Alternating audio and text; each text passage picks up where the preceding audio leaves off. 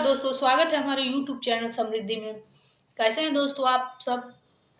दोस्तों मैं आज आप लोगों को आपके सोने की दिशा से लेकर के कुछ बातें बताऊंगी कि किस दिशा में सोने से अच्छा रहता है और किस दिशा में सोने से हानि होती है। जैसा कि आप लोग जानते हैं दोस्तों कि दक्षिण का दिशा हर मामले में खराब होता है।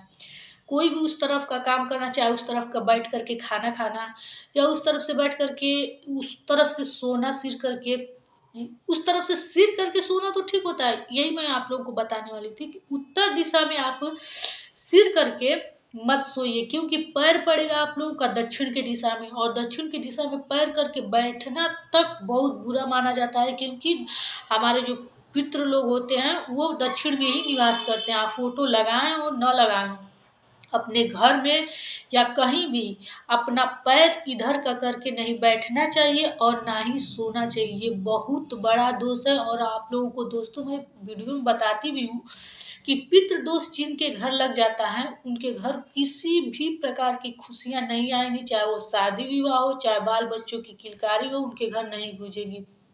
इसलिए दोस्तों कभी भी दक्षिण के तरफ कर का पैर नहीं सोना चाहिए और ना ही बैठना चाहिए।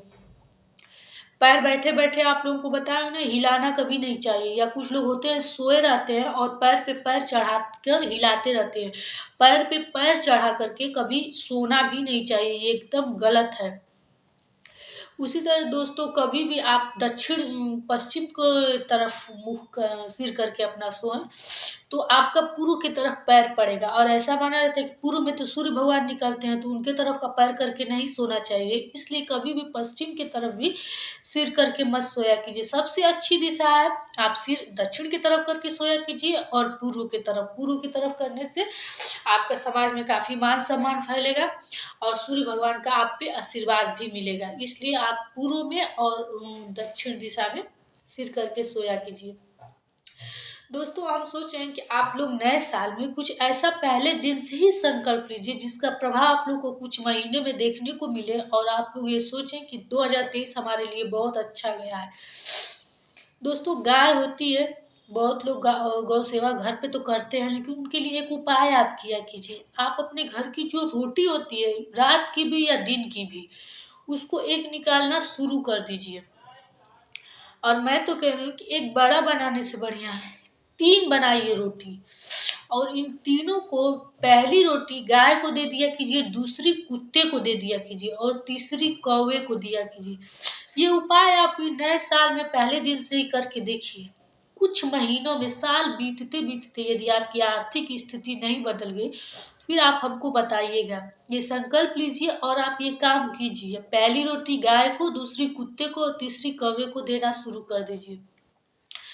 गौ की सेवा, जिसमें आप जानते हैं कि करोड़ों देवी देवता निवास करते हैं, उनको तो उनका सेवा करना अच्छा माना जाता है। उसी तरह जो कुत्ते होते हैं उनको रात में रोटी देना, लोग रोटी ऐसे भी दिन में भी देनी चाहिए, मैं आप लोग को ये दिन का ही उपाय बताई। और रात में कुत्ता हो या कोई भी आपके घर पालतू जानवर हो, तो उनको बिना रोटी दिए नहीं सोना चाहिए। उनको भी आपका इंतजार होता है। कभी कभी आप ऐसा अगर कर देते हो तो बहुत ही पाप लगता है, क्योंकि वो जानवर आपका इंतजार करता रहता है कि आप उसे रोटी जब देंगे तभी उसे आराम से निद्रा आएगी, या फिर वो उनको आराम मिलता है, वो भी इंतजार करते रहते हैं। इसलिए सबसे पहले अपने खाने से पहले आप जो भी जानवर पाल रखे हैं उन लोगों को वो भोजन दे दें जो रात्रि में आप देते रहते हैं, उनको दे दिया कीजिए।